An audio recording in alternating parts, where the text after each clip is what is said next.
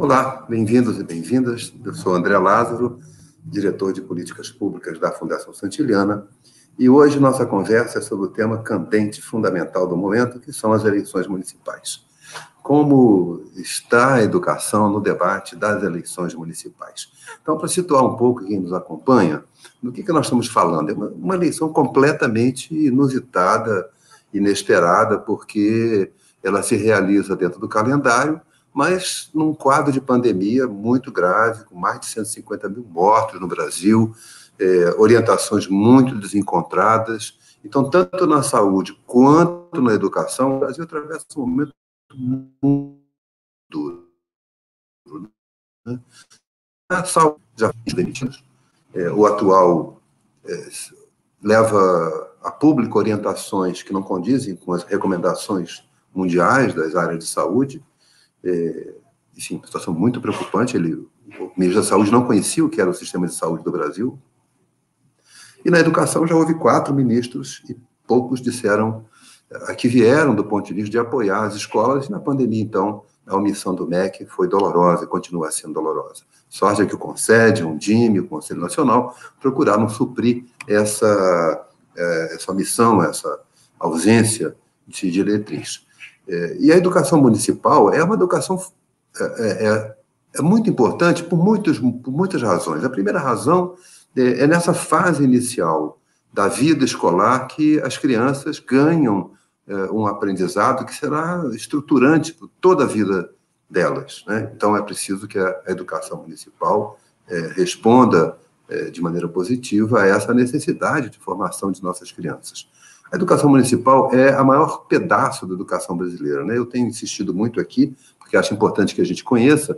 O Brasil tem 47 milhões de estudantes na educação básica, que vai da creche ao ensino médio, passando pela educação de jovens e adultos. 47 milhões. Quase a metade desses estudantes estão em redes municipais, né? E um pouco menor em rede estadual e um pouco menor na rede privada. Então, a rede municipal é a que atende maior número de matrículas, é a área que injeta a maior proporção de recursos na educação brasileira, é a área que responde pela maior quantidade de escolas no país, também a área que conta com o maior número de profissionais da educação. Então, reparem que estamos falando de proporções muito elevadas para o tamanho da educação brasileira. As redes municipais dos 5.570 municípios brasileiros, elas têm apresentado resultados bastante interessantes, se a gente considera a média do país, né? Como cabe à área municipal a educação infantil, nós temos avançado, a creche, inclusive, nos últimos de 2013 para cá, a creche saiu de 37% de atendimento e chegou a 38%, se não estou enganado, né? Esse atendimento, porém, ele tem... em 2018 eram 35% das crianças de 0 a 3 anos nas creches, né? Claro, num Brasil desigual, isso também o acesso à creche é marcado por grande desigualdade, né? Entre os mais pobres, apenas 20%, 26% das crianças estão em creches. Entre os mais ricos, a meta do Plano Nacional de Educação, que era 50% das crianças de 0 a 3 em creche, já foi alcançada para o 20% da população mais rica do país.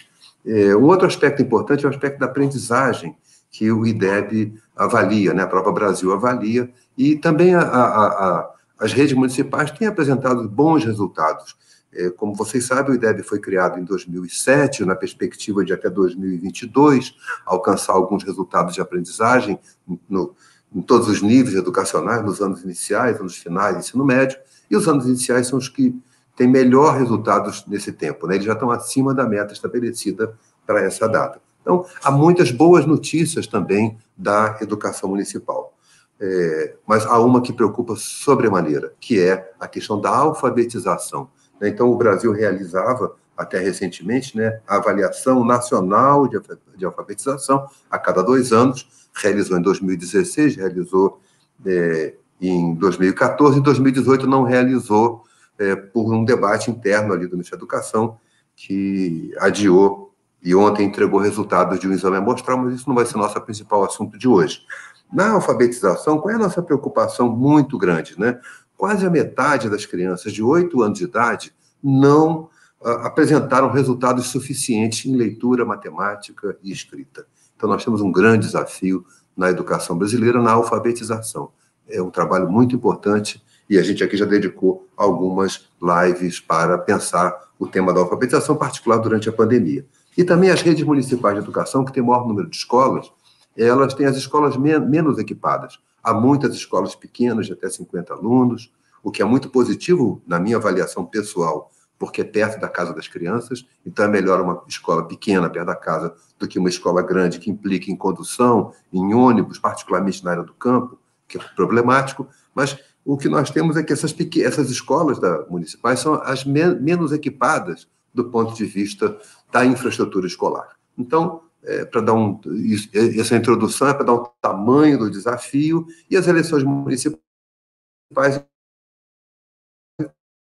portanto, então nós hoje vamos conversar sobre as eleições municipais e educação a partir de dois produtos, duas publicações que nos parecem muito importantes. Uma é a da Associação de Jornalistas de Educação, que é o GEDUCA. Em parceria com a Fundação Santiliana, nós publicamos um livro que é a educação infantil e os primeiros anos do ensino fundamental, um guia de cobertura para os jornalistas, e nós temos aqui conosco o Paulo Saldanha, que é um excelente jornalista de educação da Folha de São Paulo. Obrigado, Paulo, por ter vindo, parabéns pela cobertura. Você está bem?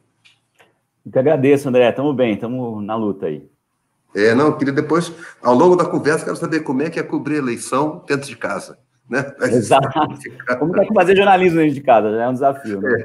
É um desafio muito grande. E vamos também conversar hoje com o Bernardo Oliveira, que é professor da Universidade Federal de Minas Gerais e participou de uma iniciativa incrível lá Eu fiquei com inveja dos mineiros e dos belo-horizontinos em particular. Você está bom, Bernardo? Tudo bem? Seu som, por favor, libere o seu som. Tudo ótimo. Prazer estar aqui, motivação, ser ótima essa conversa. Tá, muito bem-vindo, viu, Paulo? Olha, eu fiquei com inveja, fiquei com pena de... Eu sei que você é um carioca desterrado, exportado para Minas Gerais. Você podia vir para cá trazer essa tecnologia de conversar e fazer um material tão rico como foi o voto... voto educação, né? Voto educação. Bom, e conosco está também nosso querido Miguel Thompson, diretor acadêmico. Como vai, Miguel? Tudo bem? Tudo bem. Que as pessoas é que devem estar com inveja da gente de ter esses dois mestres conversando conosco. Não, você também você participa muito das articulações ao longo do ano, né? Você também é mobilizador para que as eleições focassem a educação como tema prioritário, né? Sim, sim. Bom, então eu vou começar agradecendo muito o convite, né? Que terem aceito o nosso convite, o Paulo e o Bernardo. E eu queria saber primeiro do Paulo. Paulo, vamos conversar um pouco. Eu queria parabenizar a GEDUCA pelo 4º Congresso Internacional que vocês realizaram agora, né, de 18 a 23 de outubro, e o material também está disponível no site do GEDUCA, então é um material muito rico. Paulo, então, assim, parabéns a você e à equipe do GEDUCA pelo Congresso, né? Você informou agora que ainda tem material disponível, né, para ser acessível pela internet. Então, todo mundo que gosta de educação e gosta de jornalismo, recomendo entrar no site do GEDUCA e acompanhar o material. Então, duas perguntas para você, uma inevitável: como é que é cobrir pandemia como eleição em pandemia? E a segunda, se você puder encaixar, como é que tem sido a recepção dessa publicação tão importante que vocês fizeram pelo GEDUCA, e nós temos a honra de ser parceiro de vocês? Legal, André, primeiro agradeço o convite enormemente aí, é um prazer falar contigo, falar com o Bernardo, com o Miguel. Para a gente assim, é super importante estar em vários lugares debatendo educação e debatendo principalmente jornalismo de educação. Enfim, para a gente está sendo um desafio fazer jornalismo de casa, é uma doideira, principalmente aqui em Brasília, né? Eu estou em Brasília. Você está em Brasília? Eu estou em Brasília, né? Eu até vou comentar uma coisa em relação a esses materiais, que é a impressão que eu tive quando eu cheguei em Brasília. E em Brasília é a essência do nosso trabalho, estar no tete-a-tete, né? Assim, muito mais até do que em São Paulo, que a gente também está muito na rua, mas a gente aqui, assim, esse contato com as fontes é muito faz parte aqui do tipo de fazer jornalismo, e no Congresso, nos ministérios, e a gente tem sentido muito. Mas tem que fazer, né? Então tem que ficar de casa. A gente está desde março aqui, eu estou desde março, que eu estou saindo esporadicamente, assim, muito difícil, saindo de casa às vezes, só em alguma pauta muito específica. E aí vamos aqui, né? Pelo WhatsApp, pela internet, telefone, o braço já está com um calo aqui, né? De tanto telefone, mas a gente vai fazendo. Em relação, enfim, eu não sei se todo mundo que está nos assistindo conhece a GEDUCA. A GEDUCA ela é uma associação de jornalismo de educação que foi criada por jornalistas para apoiar outros jornalistas, sejam jornalistas que cobrem educação diariamente, né, são setoristas, talvez principalmente quem cobre, tem que cobrir de maneira esporádica, aí, né, cai para fazer alguma cobertura. Então, a gente tem esse objetivo de qualificar, ajudar e colocar à disposição uma discussão, enfim, referências para uma discussão mais de maior qualidade, para tentar fazer com que o jornalismo de educação reflita aí os desafios desse setor e que a gente consiga, a partir disso, informar a sociedade melhor e a sociedade possa demandar melhor os seus direitos, enfim, acompanhar isso, se tornar aí um tema do país. Esse último guia que a gente fez sobre o ensino fundamental, né, pega ali a creche e os primeiros anos, a educação infantil, os primeiros anos do ensino fundamental, que é a parte da educação que está prioritariamente na mão dos municípios, né? Eu comentei aqui de Brasília, né, porque quando eu cheguei aqui em Brasília, logo depois, quando o Bolsonaro foi eleito, o jornal viu que educação ia ser um tema importante aqui em Brasília, e fazia tempo que não tinha um repórter aqui, especialmente de educação aqui em Brasília. E eu cheguei, a primeira coisa que eu prestei atenção, assim, que na mesa, tinha várias mesas aqui da sucursal, a gente tinha o nosso guia de financiamento, né, que a gente fez também um guia de financiamento por conta desse debate do Fundeb que está se encerrando agora, né? Então, assim, a gente está chegando nas redações, o nosso objetivo enfim, dar essas ferramentas e os jornalistas fazerem as coberturas que eles preferirem, que eles escolherem. Esses guias, eles não são mandatórios, né? A gente não quer que haja algum tipo de cobertura específica, a gente quer só dar ferramentas para que os jornalistas, a partir dos veículos que eles trabalham, consigam fazer uma cobertura de maior qualidade. Então, a gente espera, vamos ver aí como que vai ser o resultado das eleições.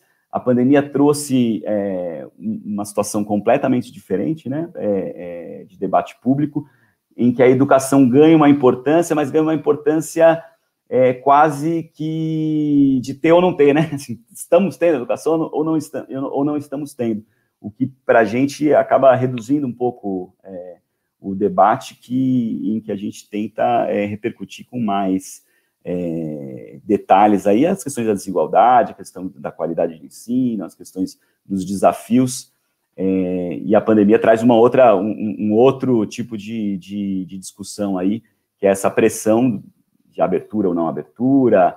Então, o Brasil inteiro está motivado aí em relação a isso.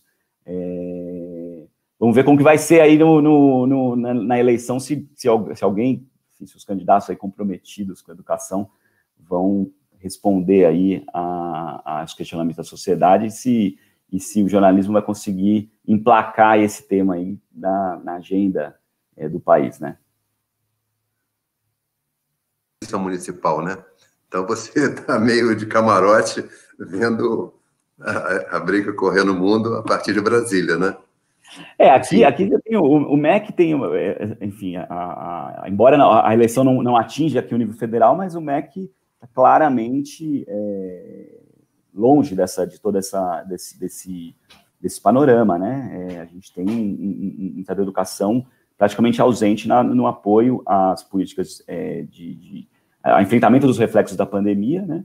E muito esvaziado, né? O MEC que já se esperava muito pouco diante do governo Bolsonaro e o que se teve foi muito pior, né? Assim, o MEC em cima de agendas ideológicas e esqueceu aí um pouco o que é política de indução, né? É uma preocupação e uma tristeza para todos nós, né? Mas, enfim, vamos ver se a eleição ajuda a mudar um pouco esse quadro e botar uma pilha nova, né? Eu vou convidar o Bernardo, porque Belo Horizonte fez uma coisa que eu estou morrendo de inveja. Inveja não é um bom sentimento, mas ela existe. Bernardo, conta pra gente, viu? Vocês fizeram um trabalho muito legal, conta pra gente como é que esse trabalho se constituiu, né? E como é que... Não fica com inveja, não, porque assim, a proposta é muito boa, eu acho que ela disseminou, tem várias outras frentes fazendo coisas parecidas, mas o nosso alcance ainda não foi nada do que a gente queria, sabe? Foi muito menos. Então, eu acho que assim, a gente vai aprendendo com isso, né? E eu fico muito contente da gente ter chance de você ter gostado e a gente ter chance de conversar isso aqui na Fundação Santiliana, porque, de fato, foi uma experiência de construir uma frente, ou seja, a cartilha ela nem avança demais, sabe? Eu acho que ela avança no sentido de resgatar coisas fundamentais que não parecem urgentes, mas se tornaram urgentes uma vez que estão ameaçadas, né?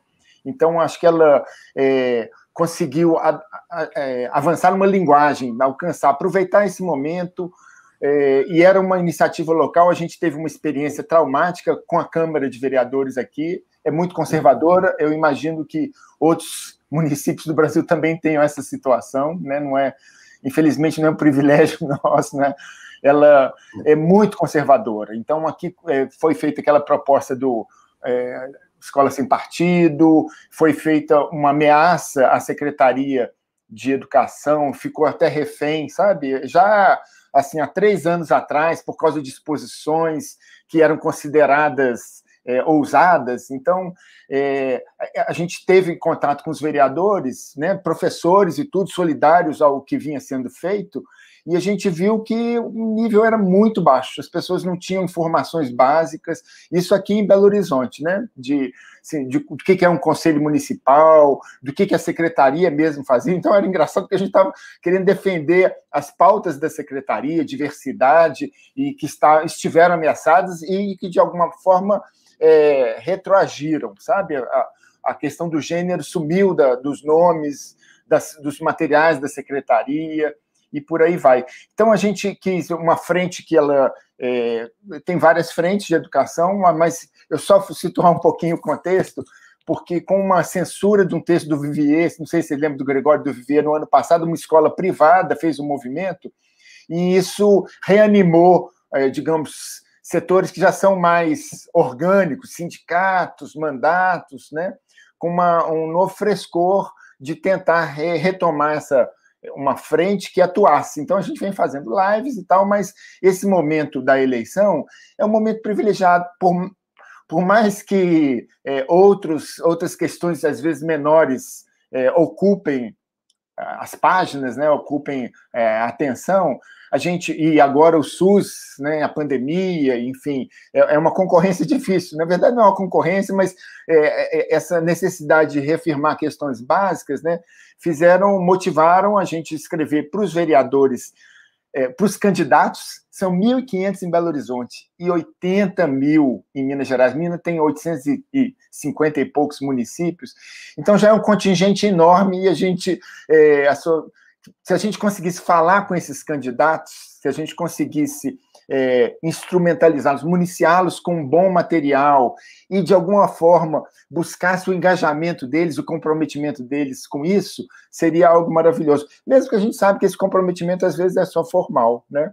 Mas, então, a gente fez uma cartilha com foco neles, porque o material que, em geral, a gente trabalha na universidade é muito acadêmico, muito detalhado, tem muita coisa boa, mas difícil, né? Então, a gente fez como se fosse uma porta de entrada para as pessoas lerem o que é o Plano Nacional de Educação, para conhecerem as metas do seu município, e esse desafio do que seria o básico, né? Essa questão do básico, ela ajudou a gente a ter mais esse sentido de frente, né? Então, muito inspirado na própria aprovação do Fundeb, né, que é suprapartidário, era quase unânime, tirando um governo, né, um MEC completamente tacanho, que não entendeu a importância daquilo, mas entre os partidos, né, foi construído como um consenso, e a gente tentou, em função disso, também de apresentar propostas que era fácil atrair os secretários municipais, os ex-secretários estaduais. Então, esse tipo de pauta, né, é muito reconhecido, né? Mas ela não é conhecida por quem deveria ser, que são esses candidatos e futuros, né, vereadores e prefeitos que têm aí um desafio agora até aumentado por causa da pandemia.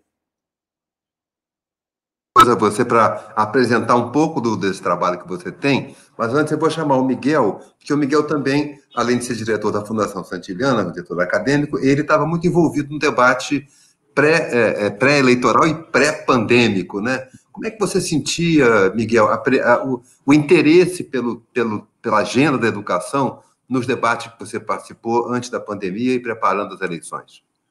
Eu acho que a gente conseguiu organizar o Fundeb, né? As instituições que lideraram a conquista do Fundeb, elas movimentaram muitas as pessoas, né? E o que eu sinto é que, às vezes, não chega no professor, né? Que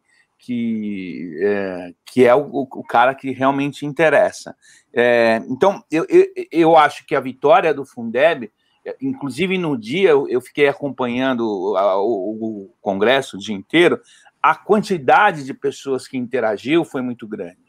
Então, eu sinto que a gente está se movimentando lentamente para ter uma consciência maior, principalmente o pessoal de alfabetização, né?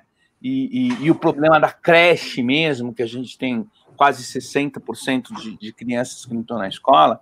Eu acho que é um movimento bom, né? E que os próximos anos vão ser bem interessantes, tá? E seguramente o Fundeb a questão das creches está movimentando a moçada, e a questão da alfabetização também, porque o próprio BNCC criou uma certa polêmica com essa história de idade das crianças e tal. Então, eu sou poliana, eu acho que a gente vai avançar bastante. Eu acho que você é um poliana que trabalha para realizar o que sonha, né? Não é uma poliana sentada. Eu queria pedir ao Paulo uma dúvida que, para mim, me corrói. Que peso, Paulo, você acha que a educação tem no debate eleitoral? Quer dizer, eu sei, o Brasil é complexo, é muito grande, tá? Pode variar, mas você sente que é isso que o Bernardo levantou, quer dizer, nós estamos numa concorrência desleal com outras áreas críticas do país? Olha, eu acho que a educação, ela tem um peso muito pequeno em função de ser um problema que, na disputa com outros, ela acaba perdendo, né? Assim, a educação, até pesquisas mostram que ela não faz parte dos 3 maiores problemas. As pessoas não identificam a educação como um dos maiores problemas, porque acho que você tem alguns pontos aí que merecem ser comentados em relação a isso. Uma é que você tem os problemas, por exemplo, problemas de segurança, de saúde, as pessoas morrem, né? Então, tem toda aquela história, educação, a pessoa não morre, né? Então, assim, a gente acaba não colocando isso como os principais problemas, né? Então, você tem ali pessoas vivendo em situações de bastante risco. E aí você tem toda uma falta de valor da educação na sociedade, que eu acho que isso pesa muito, né? Então, a educação no Brasil nunca teve um peso simbólico nas famílias, acho que por 2 coisas. Uma que há uma desigualdade muito grande. As famílias mais ricas têm uma impressão, isso aparece em pesquisas, inclusive, de que tem uma impressão de que o espaço dos filhos das famílias de maior renda o espaço já está garantido, né? Então, assim, não há uma necessidade de muito esforço para a educação para chegar a esses espaços que já estão muito garantidos. E, por outro lado, se há também um estigma da educação pública como algo que, isso aí não tem como resolver, né? Isso tá aí, e aí fica esse debate entre o professor herói e o estigma total do abandono. Então, eu acho que a educação no debate eleitoral ela acaba entrando muito forte no acesso, né? Então, por exemplo, na educação no nível municipal, a discussão de creche, ela é a discussão que tem sido muito forte nos últimos anos, tanto por uma questão de importância, de aumentar aí as evidências de que a educação infantil é importante, e aí há uma pressão, obviamente, para isso, mas também por uma questão até de vaga, né? Assim, as famílias precisam de vaga para os seus filhos, há uma desigualdade disso, mas há uma visão geral da sociedade de que a educação não está lá entre as maiores prioridades e falta a gente conseguir comunicar de como a educação está relacionada com os outros problemas da sociedade, né? Então, eu acho que esse é um debate que a gente está fazendo, ele aumentou, acho que o Miguel citou o Fundeb acho que é um marco aí nesse sentido, porque há uma previsão de aumento de recursos que vai tirar a educação, de uma parte aí dos municípios de uma situação de subfinanciamento muito complicada, ou seja, em que com os orçamentos que elas têm, elas não conseguem fazer nada. Então, vai colocar meio que muita cidade no jogo, né? E aí eu acho que o debate vai acabar ficando melhor. Aí eu também sou otimista em relação à educação entrar no debate. Por enquanto, ainda é muito difícil a gente competir com os outros temas, porque ela não está aí. O Brasil tem tantos problemas que a educação acaba ficando sempre dentro daquele mar de incompreensão, né? Destacar o trabalho que a imprensa tem feito, né? E acho que aí o Geduca tem um papel fundamental, né? A gente acompanha o que o Geduca tem feito, e é legal porque ele tem hoje uma visão nacional, né? Não é só os grandes centros, né, que estão produzindo. E acho que o trabalho a sua publicação na Folha, né, o Antônio Góes no Globo, que tem na Agência Brasil também, jornalistas que conhecem muito a educação, né? Mas de fato eu acho que você falou um ponto que me preocupa mais, que é o estigma de que a educação pública é uma educação condenada a priori. Né? Isso. Depois eu queria voltar a conversar com você, porque em alguns lugares do Brasil, e muitos, aliás, né, há resultados muito positivos da educação. E se isso impactaria ou não essa disputa local. Estou pensando aqui no Ceará, por exemplo, estou pensando aqui em algumas cidades do Sul. Mas eu vou pedir para o Bernardo apresentar um pouco do que ele trouxe do voto educação. Você pode apresentar um pouco para a gente, Bernardo, qual é a materialidade que vocês produziram e como é que ele está circulando? Tá, posso compartilhar aqui a tela, né? Por favor. Agora, só pegando aí, continuando essa conversa aí com o Paulo, de fato, assim, muitas das questões, elas não são urgentes, né?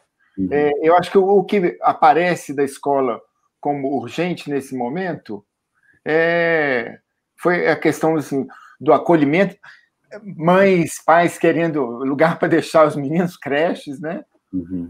Merenda e talvez internet, mas nem internet as pessoas estão acostumadas a ver a escola como um polo, como algum lugar que pudesse ser de acesso né, à informação de uma maneira geral, né? Então, isso não estava no universo.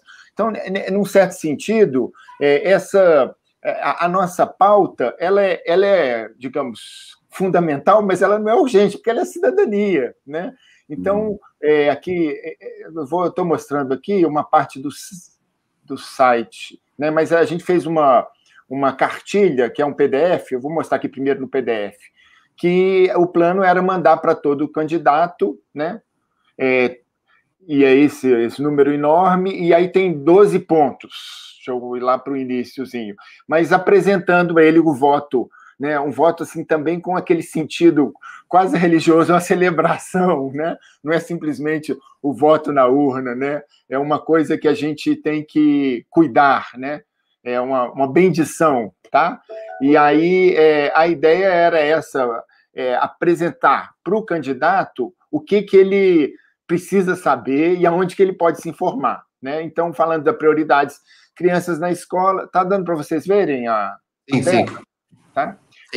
Eu deixei no formato menorzinho aqui, depois eu vou para o site, né? Então, todas elas de uma forma muito resumida e um link para o site, onde tem link para outras coisas. Também lá no site também não aprofunda muito, não, mas já dá acesso a outros materiais com mais informação.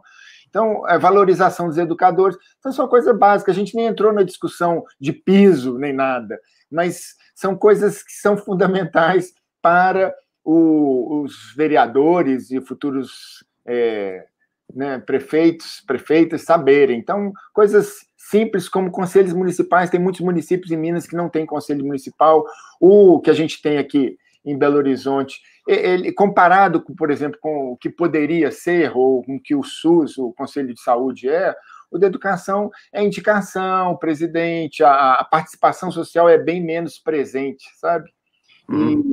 E isso é uma coisa, assim, fundamental. Mas aí é isso, não tem a urgência, né, do que outras pautas, né, da volta às aulas, mas o outro tema era da educação integral, né, que não é simplesmente dobrar horário, mas muitas vezes esse é sacrificado. O André estava falando aí das situações dos municípios, Belo Horizonte tem uma situação boa, sabe, o mês, né, as unidades de educação infantil, municipais de educação infantil, as creches, elas são muito boas, é uma referência até para a escola, para o setor privado, né?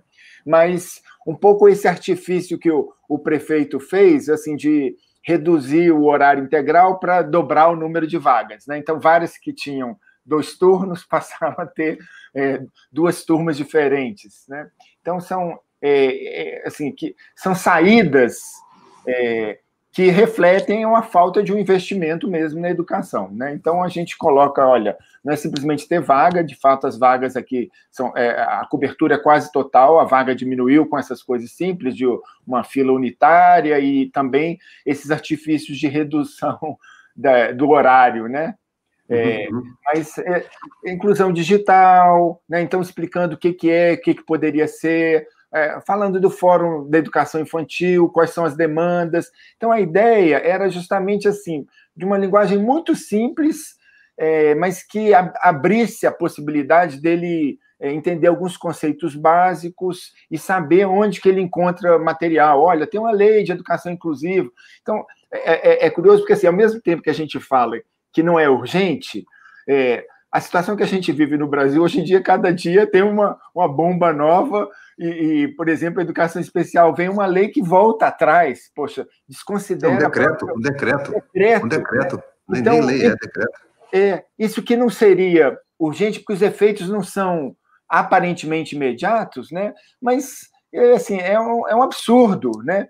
Então, assim, dá às pessoas a base, olha, existe uma lei, são necessidades, são reconhecidas, isso não pode ser assim, da cabeça de um presidente ou de um ministro voltar toda uma discussão acumulada, as bases de análise, né, da ciência, da universidade nisso. Então, esse é um exemplo, né, da educação especial, assim, olha, se tornou uma coisa urgente, mas ela não pega no eleitor como outros temas, né? Talvez, no caso da escola, a questão da violência, né? Aí está aí esse item 9 para falar assim, olha, é um lugar de acolhimento, onde é para ser feito, desenvolvido, né, ou trabalhado as divergências, reconhecer as tradições, mas acolher o novo, respeitar as diversidades, né?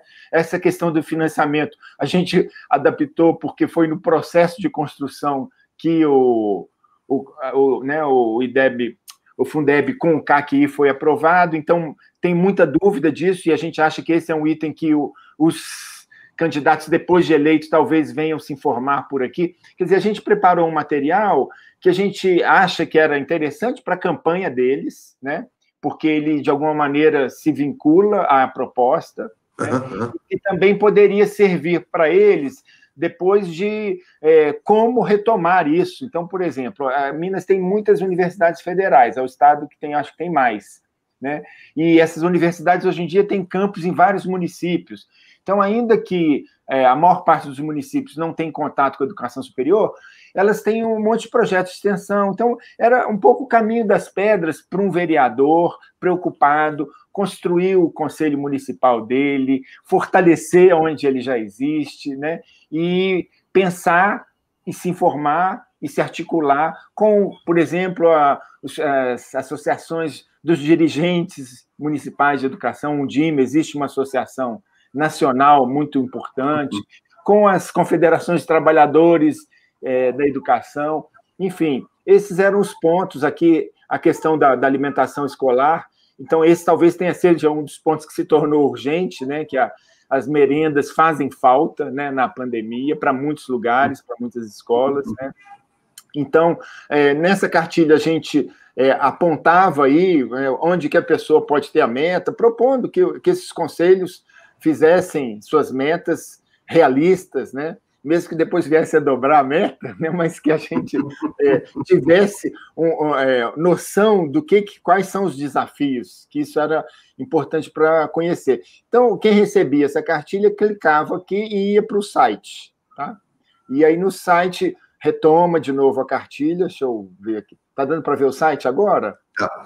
Tá, então tem a página inicial, os 12 pontos.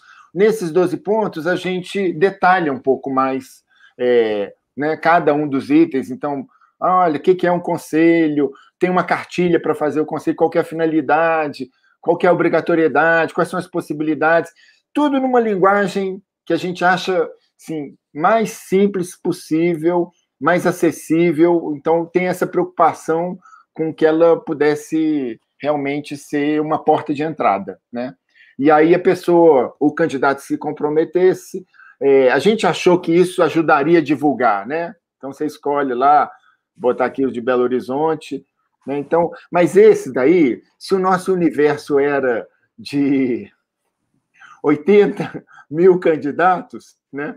A gente esperava ter uns 10% engajados. É interessante porque assim, são de vários partidos. Realmente, a gente contava com uma lista que nas outras eleições eram divulgadas pelo TRE, a lista de um e-mail dos candidatos. Isso já é uma limitação porque a gente sabe que muita gente não abre e-mail, né? Então, essas firmas que trabalham com malas diretas por e-mail, acho que 20% abrindo é um sucesso, né?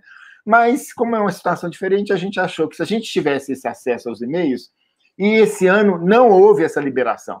Então, a gente tinha logo no início enviado para os diretórios dos partidos, pedindo para eles repassassem o diretório estadual, para repassassem para os seus diretórios municipais, e a gente viu que tem gente de todo partido, inclusive de fora de Minas. Isso criou até um probleminha para a gente, porque pessoas, quer ver, tem uma aqui, a João Pessoa, ou então de capitais, né?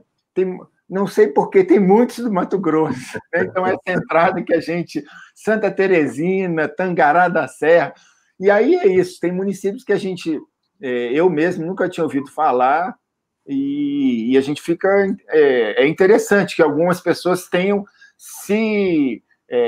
né, assim, de alguma forma tido esse contato e tenha entrado, né, assumido, lido alguma coisa, pelo menos até para assumir lá o seu papel, né, nesse comprometimento.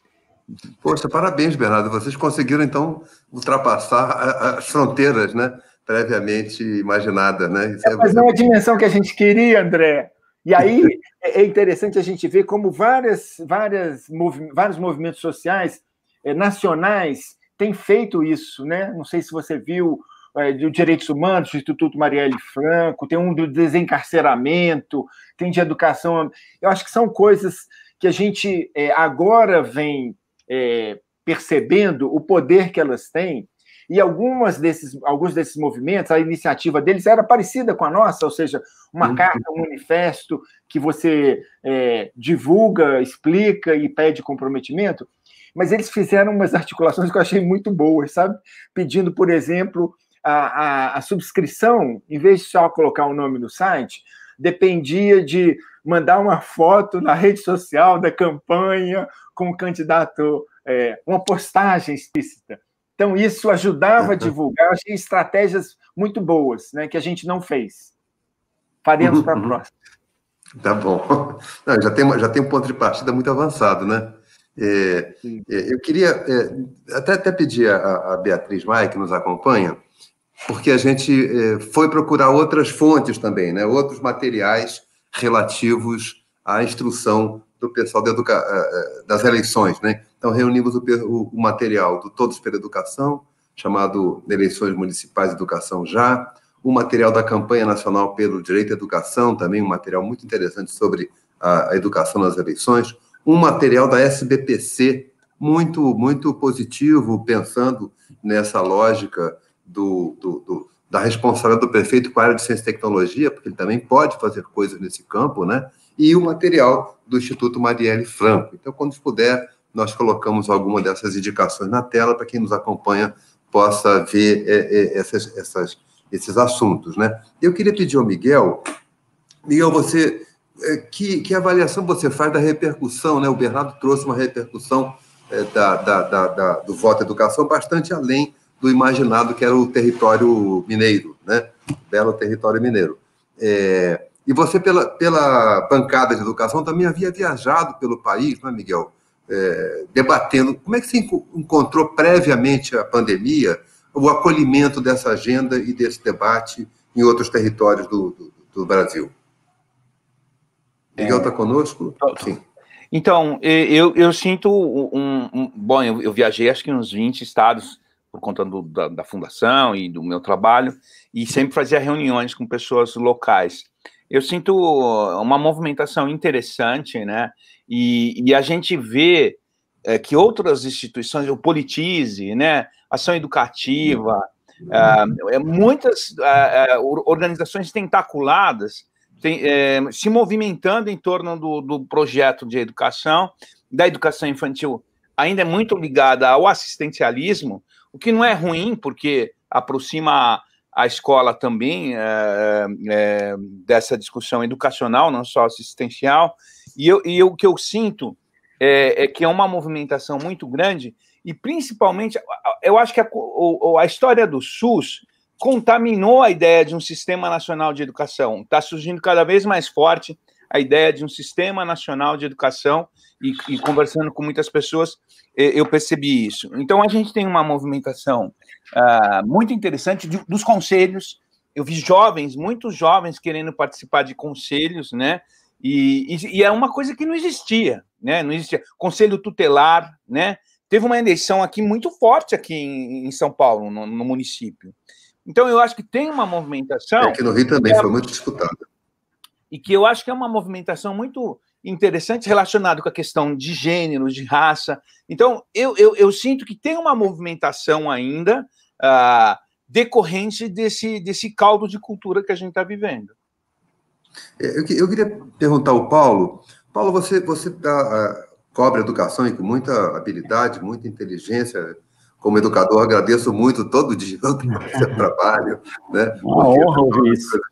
Mais acessíveis para todos nós, né? Mesmo para nós que conhecemos as fontes, ler uma matéria sua sempre nos ajuda a interpretar melhor. Eu queria saber de você, como é que você está vendo o debate educacional, particularmente a questão da volta às escolas, no debate eleitoral agora? Como é que você está vendo esse tema? Olha, cara, André, eu fico sempre muito cuidadoso para discutir esse tema, porque eu acho que realmente, mesmo quem está muito informado, quem está muito preocupado, tem uma dificuldade de ter uma resposta, né? A pandemia trouxe uma situação de imprevisibilidade, uma situação nova, tanto em relação às questões sanitárias, né? A gente não sabe... Esses dias eu estava conversando com uma amiga que ela é enfermeira, uma Mariana brilhante, eu conversei com ela e vi uma mensagem de abril, assim, em cima da conversa, e eu falei, pô, como que tá aí o seu trabalho? Eu falei, vai durar mais uns 2 meses isso daí, né? Então, assim, em abril, a gente tinha uma impressão de que a coisa ia ser mais rápida, né? E no mundo todo, né? Demorou, a gente ainda... E aí, vou tirar aqui todos os erros que o Brasil cometeu no nível federal, nos níveis, de uma maneira geral, mas principalmente o governo federal foi bastante até irresponsável, né, na condução dessa pandemia, mas há uma dificuldade no setor educacional para a gente saber que horas voltar, né? O panorama nesse ano para mim, olhando aqui de Brasília, que a gente tenta fazer um olhar até um pouco mais amplo, né? A gente olha de São Paulo por conta da sede do jornal está em São Paulo, e a gente vai fazer um olhar mais amplo. Você tem ali as grandes cidades que têm um orçamento maior, os grandes estados, principalmente, que conseguiram fazer algumas coisas para manter um mínimo de contato dos alunos com a educação, e a percepção é que os municípios mais pobres, assim, o Brasil inteiro, a maioria dos alunos ficaram sem o contato com a escola, né? Tanto por conta da internet, né? E tanto por conta da dificuldade técnica dessas redes chegarem aos alunos de outra forma, né? Então, aí, hoje, no debate eleitoral, e aí olhando também as grandes cidades, que é o que dá para acompanhar mais fácil, os candidatos e até os prefeitos atuais que também querem ou se reeleger ou emplacar os seus nomes de sucessão, estão olhando as pesquisas e estão falando assim, os pais querem que volte? Então, se eles querem, não dá. Se a gente tiver apoio, a gente volta. Se não tiver, a gente... e aí você falta, assim, falta de um protocolo federal, uma condução federal que pudesse ajudar de uma maneira muito mais clara, né, que teria condições, né, que da saúde teria condições de criar protocolos que fizessem relações com o nível de infecção, né? Então não precisa ter uma decisão aleatória, assim, eu vou voltar, agora dá, agora não dá. Não, mas pudesse estar ligado ao nível... É óbvio que o Brasil inteiro tem cidade que não precisou parar em março, né? Você não tem lá a infecção, você continua, né? Parou depois, e aí volta, você pode ter uma... embora agora no Brasil, as cidades que estavam com poucos casos, agora estão começando a aumentar, né? Você vê as grandes cidades, São Paulo, por exemplo, ainda o nível é muito grande, mas você tem uma tendência de redução. Então, eu acho que a pandemia, e aí os prefeitos estão na mão aí da opinião pública, é um momento difícil de decidir, né? Porque vai chegar uma hora que alguém vai ter que sopesar riscos também, né? Será que a decisão é essa? Só vamos voltar às aulas quando tiver a vacina? É o que tem ocorrido no mundo? É uma decisão que é difícil, né? Eu não me arrisco a dizer, olha, devia ser assim, que eu acho que é certo, e o Brasil está pagando um preço enorme de não ter uma condução nacional, tanto na uma condução federal, né? O MEC abriu mão desse papel de articulação, de não ter garantido, tem maior capacidade para garantir pacotes de internet, por exemplo, plataformas de apoio. Então, tem municípios que não tiveram, assim, aí tem que ficar, às vezes, repetindo, né? Então, o Estado, o Estado tem dinheiro, eu vou lá, vou mostrar para o trabalho, fazer uma plataforma aqui de... podia ter uma coisa federal que usasse de todo mundo e disseminasse as boas experiências, e protocolos mais claros, né, tanto de fechamento, como de abertura, como de recuperação para o ano que vem. Então, o MEC, para você ter uma ideia, lançou agora, no mês passado, um primeiro protocolo, que é um protocolo extremamente genérico e também não conversa muito com ele não é mal feito, mas assim, ele é genérico e não conversa muito com as realidades próprias aí das cidades, né? Poderia ter um diálogo maior.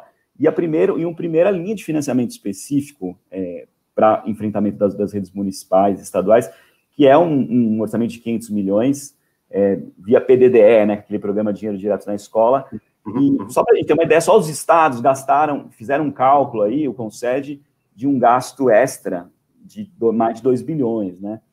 Com manutenção das atividades à distância, questões de sanitário e tal, e lançaram anunciaram, né? Esse dinheiro não chegou nas escolas ainda.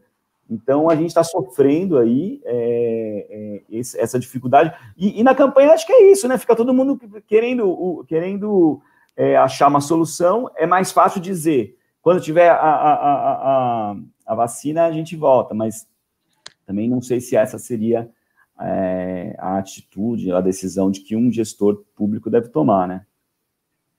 O candidato a gente vai decretar o fim da pandemia. Exato. Aí ficaria fácil, né? O governo federal já tentou decretar o fim da pandemia. Já fez até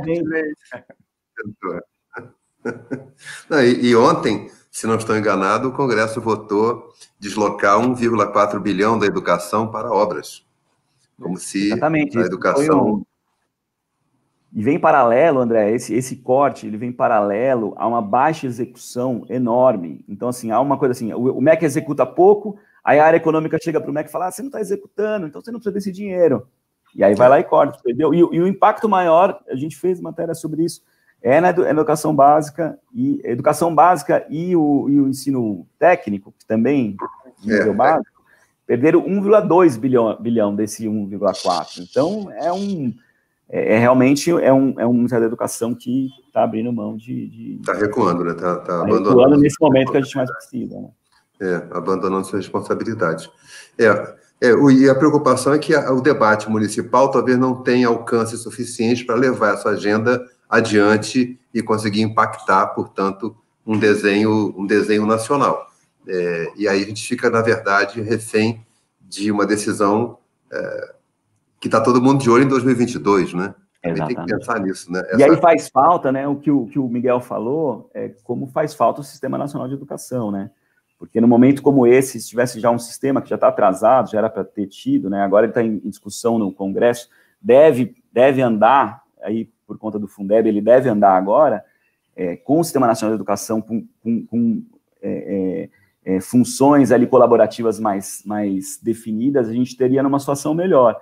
Tanto em relação a gasto, né? A gente estaria gastando menos e estaria com maior competência para conseguir ter iniciativas mais pensadas, mais colaborativas, os planos municipais de educação fariam menos falta, você teria uma situação de arranjo local, de arranjo... Enfim, a gente está sempre correndo atrás, né? Trocando a roda do caminhão enquanto ele está em movimento. Bernardo, eu queria saber de você, no debate em Belo Horizonte, em Minas Gerais em geral, você tem identificado algumas pautas que te pareçam que estão surgindo como prioritárias? Você havia comentado há pouco, e interessante que você e Paulo concordaram nesse particular, né, de que na situação de pandemia, com outras carências da sociedade brasileira, a educação acaba perdendo espaço para o debate do tema da saúde, porque se impõe, né? E o tema da segurança, que é um tema dolorosíssimo, né? Aqui no Rio de Janeiro é um tema, embora não seja uma competência específica municipal, né? O debate da segurança no Rio de Janeiro tomou um lugar muito importante na questão eleitoral agora, inclusive porque a brutalidade nos territórios periféricos, nas favelas, é enorme, e mesmo com uma decisão do Supremo Tribunal Federal de suspender as ações policiais durante a pandemia, mesmo assim, elas continuam ocorrendo, e mortes de jovens que não têm nada a ver com nada do que se imagina que isso vir a ser criminalidade, né? E mesmo que houvesse, teria que ter julgamento e não morte. Então, aqui no Rio de Janeiro, de fato, a segurança se tornou um dos temas que mobiliza muito os candidatos. Aí, quando você está acompanhando com a distribuição... Travou. Alô? Acho que o André caiu. Então, quem sabe eu já vou falando. Pode falando, André. Pode falando, Bernardo. Tranquilo. Eu acho que a gente foi descobrindo algumas coisas nesse processo, né? O fato da escola, a princípio, não ser serviço essencial, ela era provisória, um pouco como o Paulo, né, chamou atenção. A gente pensava 2, 3 meses segura e aí ficar um ano parado. Espera lá, tem coisas que ela tem impacto até na questão da violência, né? Uhum. Quer dizer, a escola como lugar de acolhimento é fundamental, né?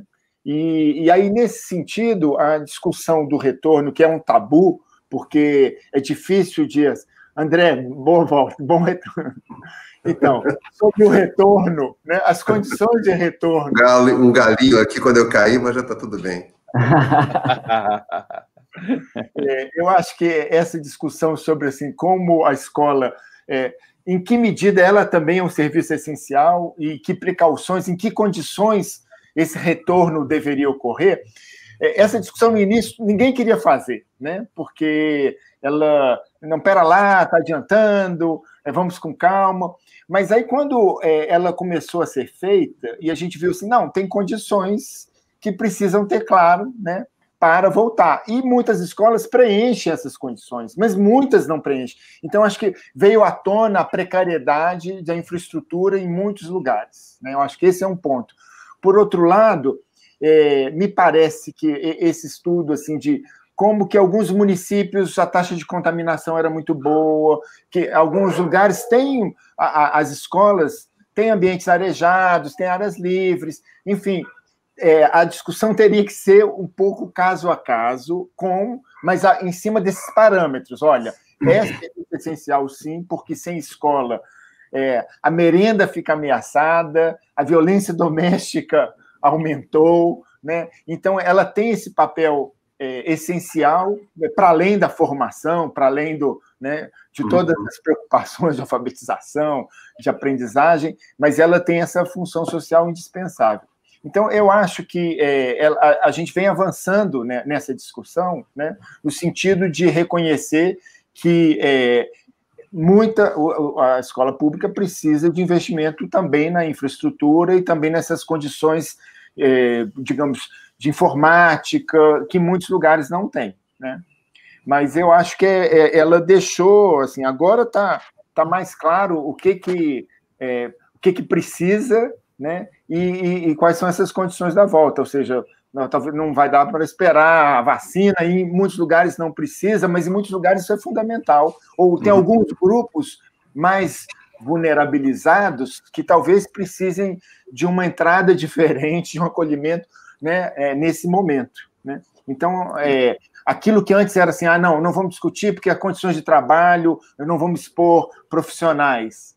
Espera lá, a saúde tem exposto, acho que não há uma recusa de assumir o seu lugar, a sua responsabilidade, mas de pensar junto o que é. E aí eu acho que nessa hora esses conselhos são fundamentais, né?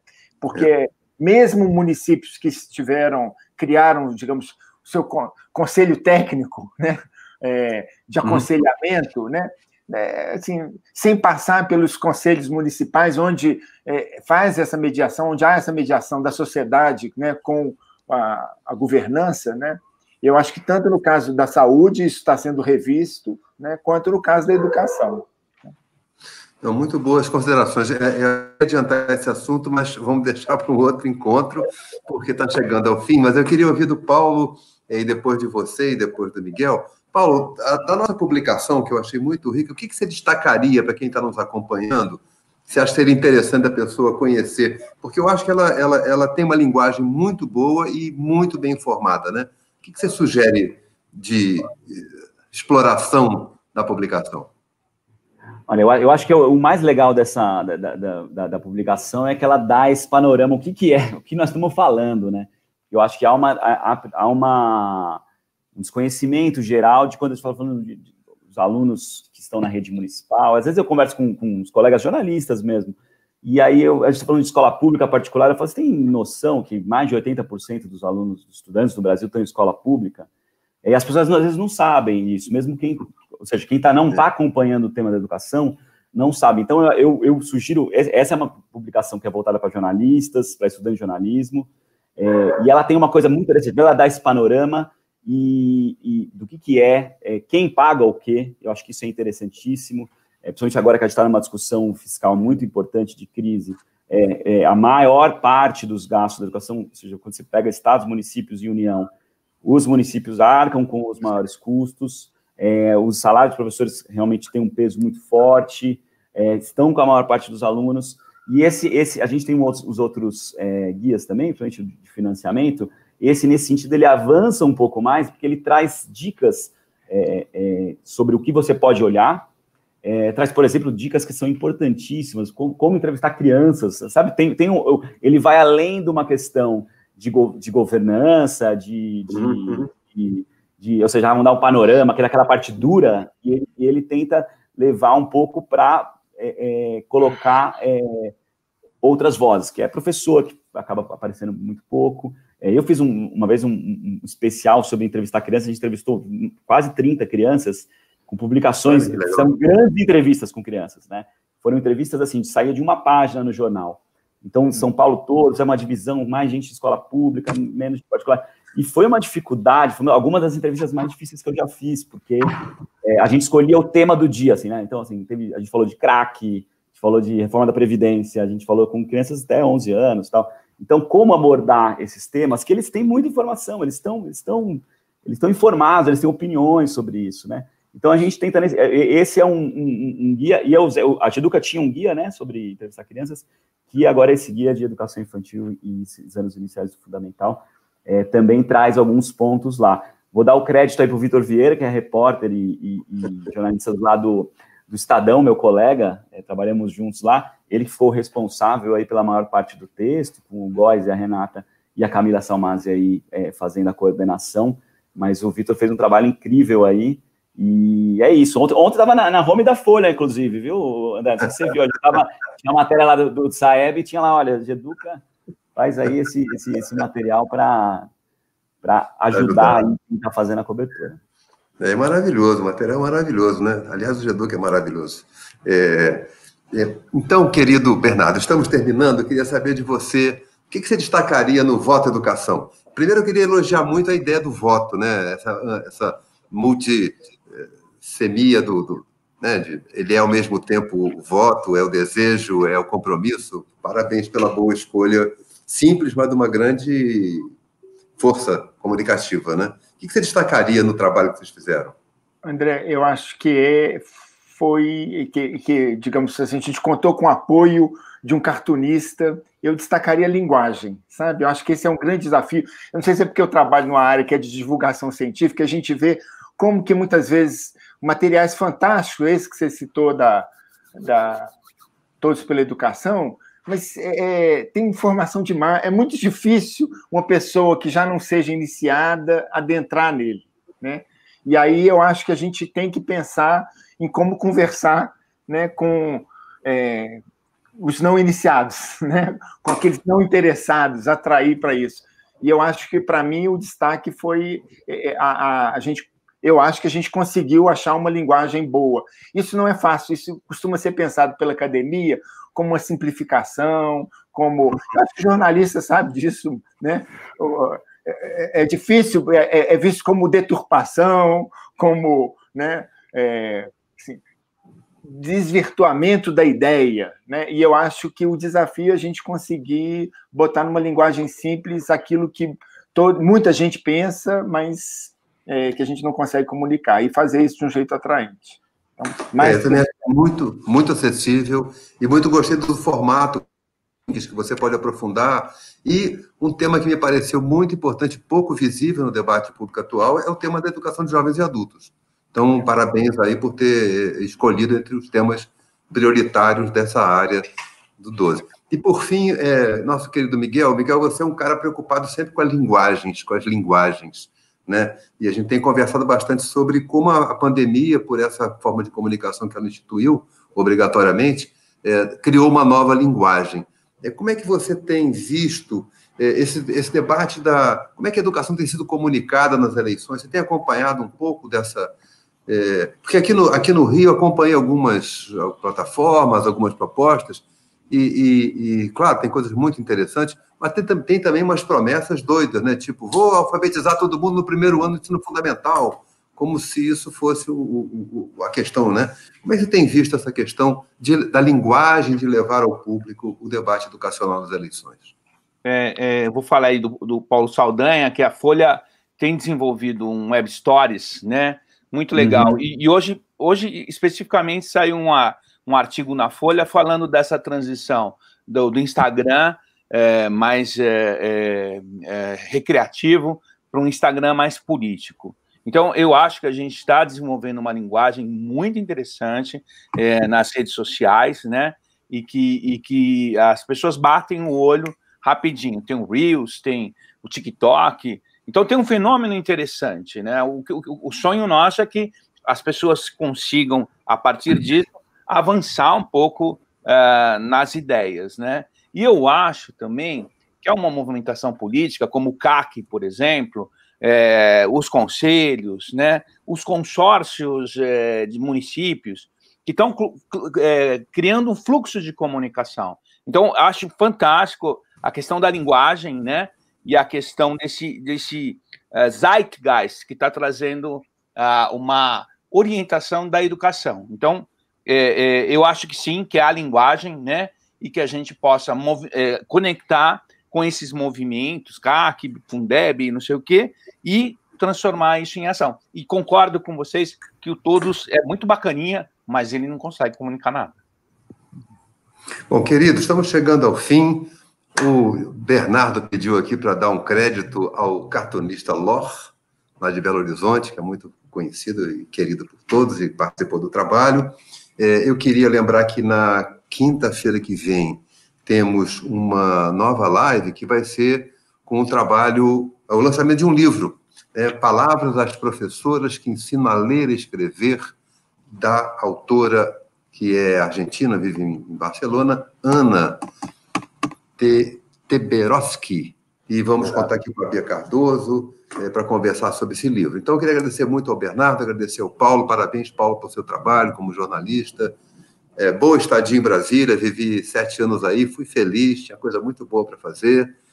Fora o período grave das secas terríveis, né? Nossa, gente, aqui, até quando chove está seco.